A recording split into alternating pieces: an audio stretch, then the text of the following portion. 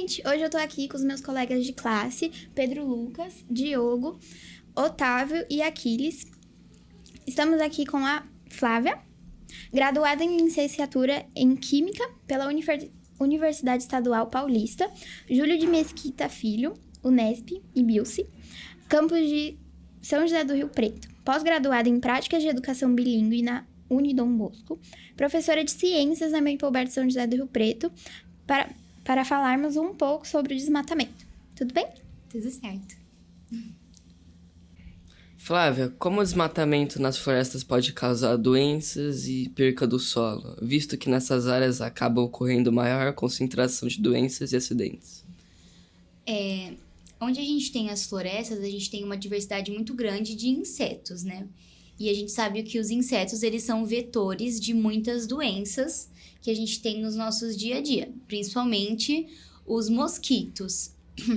A gente tem doenças como dengue, chikungunya, zika, que são trazidas pelos mosquitos, e o habitat natural dos mosquitos são as florestas. O que acontece? O ser humano está destruindo o habitat natural dos insetos, dos mosquitos, e aí acontece que esses animais começam a vir para os centros urbanos, começam a infectar a gente com as doenças, e os casos das doenças começam a aumentar drasticamente. A gente começa a adoecer, tudo por causa do desmatamento, que é uma ação do homem muito prejudicial à natureza. E com relação à perca do solo, né? As árvores, elas têm as raízes que seguram o solo no lugar dele, né? Então, as raízes ajudam na absorção de água, e quando a gente tem o desmatamento, a gente retira essas raízes do solo e não tem mais esse suporte para a água ficar ali no lugarzinho dela, né? Então, quando tem uma quantidade muito grande de água, por exemplo, quando tem o período de chuvas, o que vai acontecer? O solo vai inundar e vai acontecer os deslizamentos de terra, que são muito comuns aqui no Brasil, porque a gente tem essa cultura do desmatamento. E aí vão acontecer os acidentes, a gente vai ter perdas materiais e, infelizmente, às vezes a gente também vai ter perdas de vidas humanas. Então, esses dois pontos que vocês levantaram são consequências muito sérias do desmatamento. Tá bom. Então, Flávia, Brasil e Bolívia têm tido as maiores taxas de perda de floresta. Assim, o que você pensa que ocorre nesses países para esse desmatamento acontecer? No Brasil e na Bolívia, a gente tem a floresta amazônica, né? E a gente sabe que está ocorrendo muito desmatamento lá, por meio de queimadas, e também por causa da expansão da agricultura, da expansão da urbanização. E isso tudo ocorre por causa do desenvolvimento dos nossos países, né? Então, o Brasil e a Bolívia são países que estão em desenvolvimento. E aí, infelizmente, países em desenvolvimento, eles acabam colocando a natureza em segundo plano. E aí, acabam desmatando muito mais. O que acontece é que a gente não fiscaliza da maneira que a gente devia fiscalizar, e o desmatamento acaba ocorrendo muito mais do que devia acontecer. A gente desmata onde a gente não devia desmatar. Então, eu imagino que no Brasil e na Bolívia seja isso que esteja acontecendo no momento. Esse desenvolvimento da agricultura, do urbanismo, da pecuária também, da mineração. E aí a gente está destruindo a natureza, não está pensando na natureza para desenvolver essa outra parte. Muito bem. Bom, a gente sabe que o desmatamento e a remoção da vegetação nativa de uma área é causado principalmente pelos seres humanos. Quais ações que você acha que levam a isso? Principalmente, né, a produção de alimentos, porque como a gente tem atualmente, a nossa população aumenta muito, né, numa escala global, mas no Brasil também, a gente está tendo um aumento de população muito grande. Então, quando a gente tem um aumento de população, a gente precisa de mais comida. Se a gente precisa de mais comida, a gente precisa de mais campos para plantar essa comida. E aí, a gente começa a desmatar mais para plantar mais. Então, a agricultura é uma grande causadora aí do desmatamento. O gado também, porque se a gente tem mais população, a gente precisa de mais carne também. E a gente começa a ter mais áreas de gado para ter mais carne. Produção de madeira, de papel, que são insustentáveis. Então, a gente tem as produções sustentáveis de madeira e papel, mas essas produções insustentáveis, elas não replantam, né, a madeira. E aí, isso acaba prejudicando muito o desmatamento. E também, agora, nesse período de seca, que é o inverno, né, a gente não tem muitas chuvas, tem muitos incêndios que acontecem legalmente ou ilegalmente, né? Às vezes a gente tem os incêndios que são naturais, que ocorrem, por exemplo, no cerrado. A gente tem incêndios naturais que fazem parte do ciclo natural das plantas, e aí eles geram desmatamento, só que eles ajudam no replante da natureza. Também tem os incêndios que são ilegais, para o desmate, para depois ter a plantação. Então, novamente, a gente voltou lá na questão da agricultura ou da pecuária, porque às vezes quem utiliza esse tipo de sustento, né, tem esses atos ilegais para ter benefício próprio. E aí desmata usando a queimada. Tá bom então. E você acha que o desmatamento tem alguma relação com o calor e as grandes chuvas que ocorrem muito em Rio Preto ou em Rio Grande do Sul?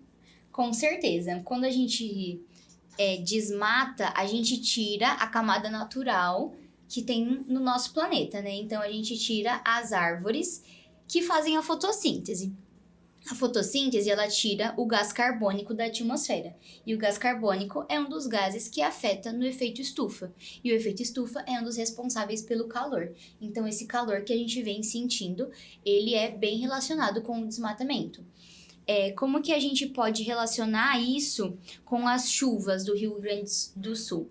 Quando a gente tira essas árvores pelo desmatamento, a gente tira a camada vegetal que protege o solo e absorve a água.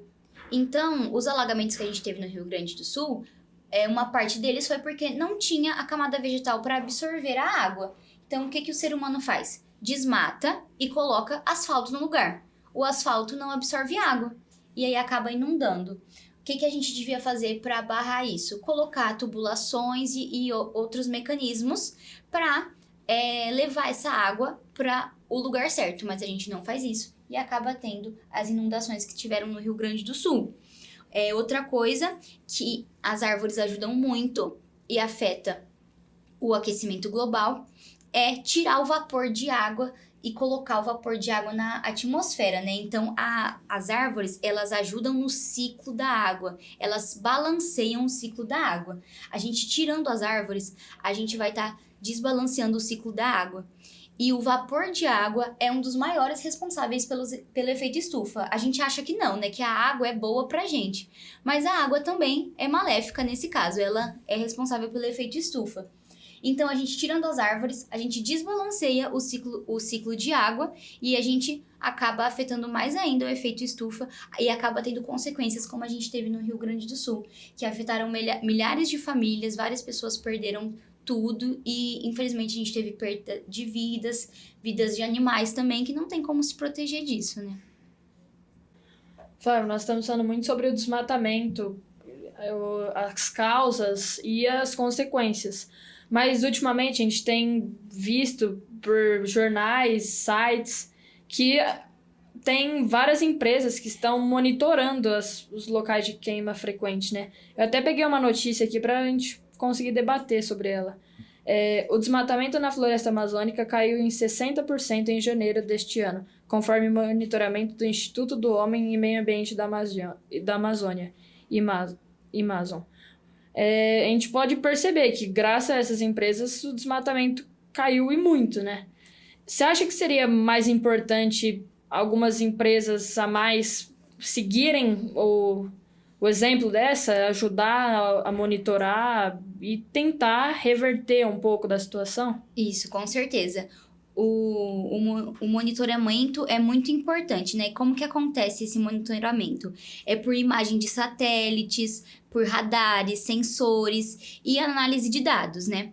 Então, essas empresas, elas vão monitorando e com esses estudos, elas veem se está tudo certo ou se o desmatamento tá ocorrendo muito, se ele está sendo ilegal ou se está sendo legalizado, se está tendo o replante das árvores. E vão dando esse feedback para a mídia, para que os cidadãos tenham esse feedback e também para o governo. Então, o governo, ele é responsável por incentivar as empresas a fazerem esse monitoramento, porque a gente tem empresas privadas e empresas públicas. As empresas privadas, elas são pagas para fazer isso, né? Então, o governo, ele tem que contratar essas empresas para que elas façam esse monitoramento. E a gente também tem as empresas públicas, que elas estão ali dentro do governo e tem esse papel de fazer um monitoramento. O governo, ele tem que sempre estar incentivando e ficar em cima, para ter essa fiscalização correta, para que não aconteça essa falha de fiscalização. Porque a gente sabe que se falhar na fiscalização, as pessoas, infelizmente, vão querer tirar benefício disso e vão começar a desmatar mais. E aí, a gente vai ter mais consequências severas. A gente já tá tendo muito aumento de temperatura, a gente já tá tendo muitas enchentes. E a gente tá tendo um inverno agora muito quente. Então, a gente tem que seguir nessa linha, né, da fiscalização, de não deixar que esse caso que a gente tá vendo agora, né, do desmatamento decaindo, mude. Que a gente tem que continuar fiscalizando para que continue sempre decaindo o desmatamento e não aumentando. Certo. Fábio, antes de a gente ir para a próxima pergunta, só uma coisa que eu achei interessante na sua resposta. Tem alguns desmatamentos que são permitidos pela lei? Isso, então tem algumas empresas que elas desmatam para fazer produção de madeira e aí elas têm que fazer o replantio. Por exemplo, a Faber-Castell é uma empresa que ela tem a produção de madeira dela, então ela desmata aquela área e ela tem uma área de replantio. Então ela tem as árvores específicas que ela pode desmatar e aí ela tem as árvores específicas que ela tem que replantar. Eu não sei especificamente quais são as espécies, mas ela tem que seguir algumas leis que são determinadas pelo Código Ambiental. E aí ela é fiscalizada, ela tem que seguir várias regras. Tanto que a Faber-Castell é uma empresa muito grande, que tem muitos anos já, e ela durou muitos anos porque ela segue essas leis, essa fiscalização.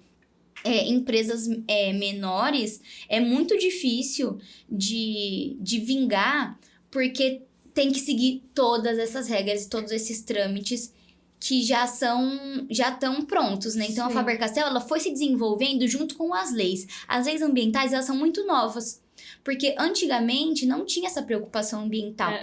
Então, com o passar do tempo, foram desenvolvendo essas leis ambientais e as empresas foram se desenvolvendo junto com elas. E aí, ficou mais fácil das empresas antigas se desenvolverem. Por isso que, por exemplo, a Faber-Castell é uma empresa bem antiga. E aí, para as empresas novas, elas têm que correr mais atrás do prejuízo. Né? E isso é um pouquinho mais difícil, mas elas também conseguem se desenvolver bem caso elas sigam os padrões e as leis. É legal essa lei, porque se você usa, mas você planta também, então é menos prejudicial para o meio ambiente. Isso, né? E são utensílios, né, que a gente precisa no nosso dia a dia. Não tem como a gente não utilizar a madeira. Ela tá inserida no nosso dia a dia. Hoje em dia a gente usa muito plástico, mas tem utensílios de madeira que a gente não troca por nada. Os móveis da nossa casa. Metade dos móveis da nossa casa são de madeira. Mesa, armário, a parte de cozinha, é tudo madeira. Então, não tem como a gente trocar tudo isso por plástico. A gente precisa usar a madeira. Então, é bom que a gente tenha essas empresas que elas usam a madeira, elas dão pra gente esses materiais de madeira, só que elas também têm essa consciência ambiental de fazer o replantio e devolver as árvores pro meio ambiente. Sim. E é bem legal que tem um ciclo, né? Então, essa área aqui é a área de replantio, ela vai passar por um ciclo. A gente não vai mexer nela por um tempo. Esse tempo é de anos, vai ficar aqui essas árvores crescendo por anos, por 10, 20 anos, até que elas possam ser utilizadas de novo para o corte e para a produção de materiais. Aí eles vão fazendo esse ciclo, aí tem outra área. Isso, são em ciclos, certo? Isso mesmo. Certo. Como foi muito falado e todo mundo pode perceber, o principal tema é o desmatamento no nosso podcast. E como a maioria das pessoas saibam, é muito ruim. E pior que isso ainda são as consequências, que são diversas.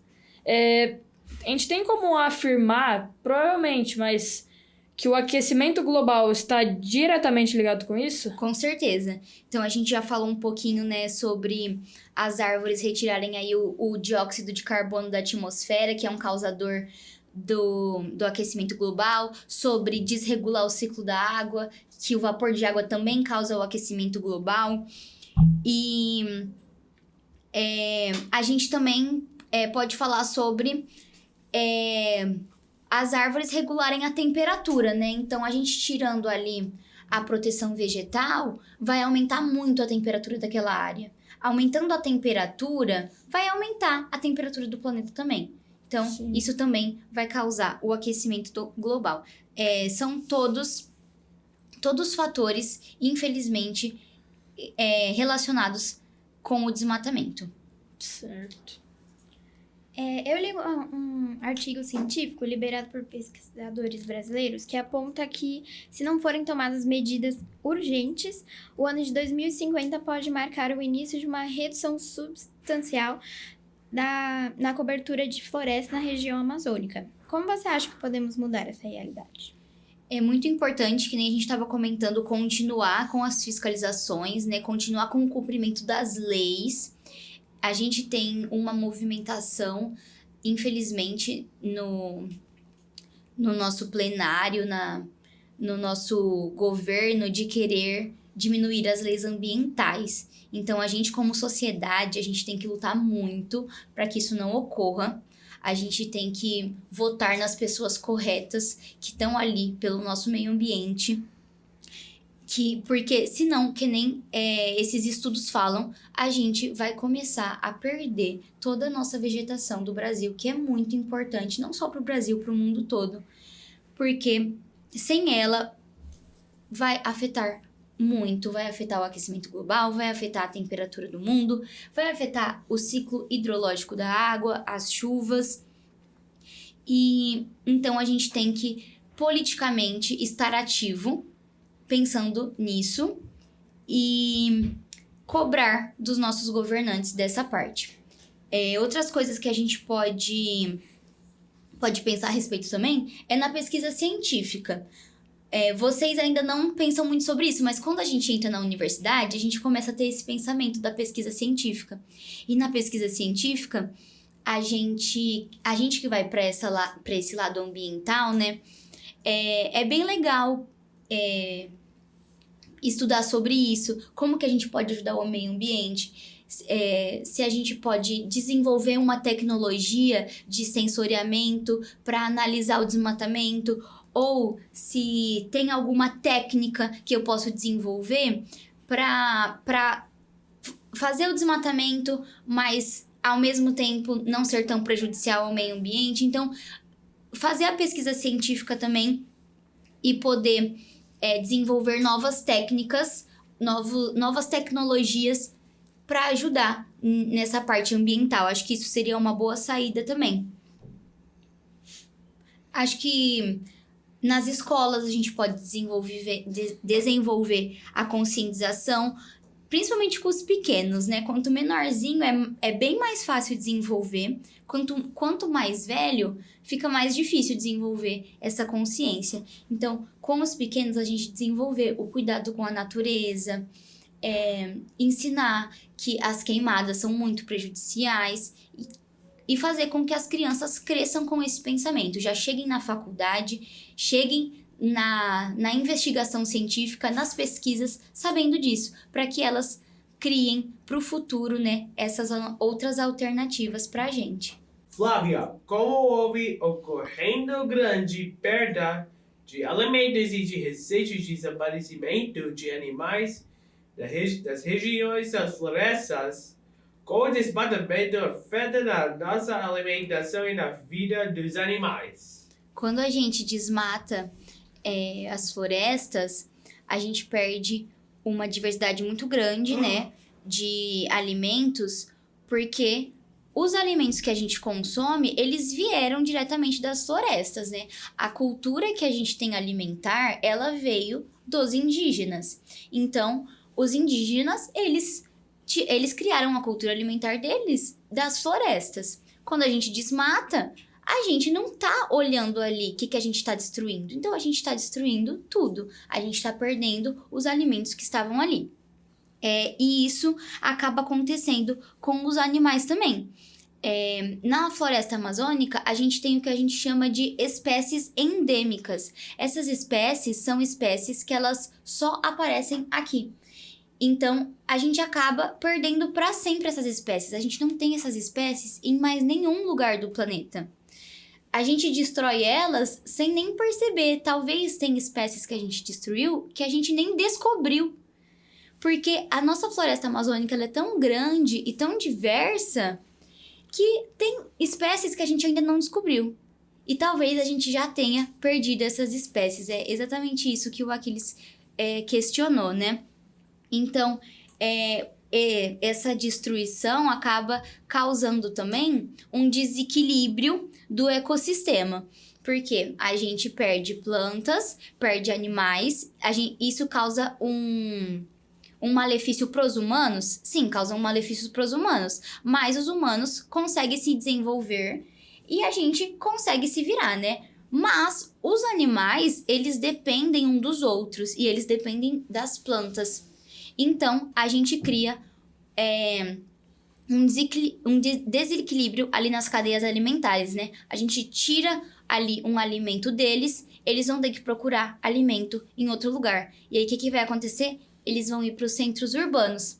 Nos centros urbanos, vai voltar lá para a primeira pergunta que vocês me fizeram sobre as doenças. Isso. Então, eles vão procurar comida nos centros urbanos, vão levar pra gente as doenças e aí vai acarretar em muitos problemas para nossa sociedade. Às vezes esses animais, eles não são os insetos, que nem a gente comentou. Às vezes podem ser animais que nem macacos, só que os macacos, eles têm pulgas. E as pulgas, elas podem trazer doenças também. As pulgas, elas podem trazer doenças para os nossos cachorros, para os nossos gatos. E aí, os nossos cachorros e gatos passam essas doenças pra gente. Sim. E aí, vocês estão vendo que afeta o ecossistema inteiro. Não é só, eu tirei ali um alimento, eu destruí um alimento ali da floresta, acabou. Não. Vai afetar todo o ecossistema da floresta e vai afetar o ecossistema urbano também, porque tá todo mundo interligado. E isso também vai causar um desequilíbrio muito grande para as comunidades indígenas, né? Vai causar uma falta de alimento ali para eles. Eles vão ter que ir até os centros urbanos para procurar um alimento. Eles podem acabar pegando uma doença que eles não são acostumados a pegar. Isso pode causar uma epidemia ali na comunidade indígena. E para eles vai ser muito difícil se recuperar dessa doença. Então, tudo isso só por causa do desmatamento. Não só por causa, né? Porque o desmatamento é muito sério. Mas pra gente ver como o desmatamento vai muito além de cortar as árvores, né? Causa falta de alimento, causa doenças, causa uma crise em uma comunidade que pode ser indígena, pode ser uma comunidade nossa também, da cidade urbana. Certo. Então a gente percebe que tudo está interligado, a cadeia alimentar, o desmatamento, as doenças. Isso. Então, acho que foi isso, né, Flávia? Muito obrigada pela participação. Com certeza ficou muito claro para todos. E com certeza teremos outros convites também para os podcasts. Muito obrigada. Obrigada, Muito agradeço obrigado, o convite, estou à disposição. Podem chamar quando precisar.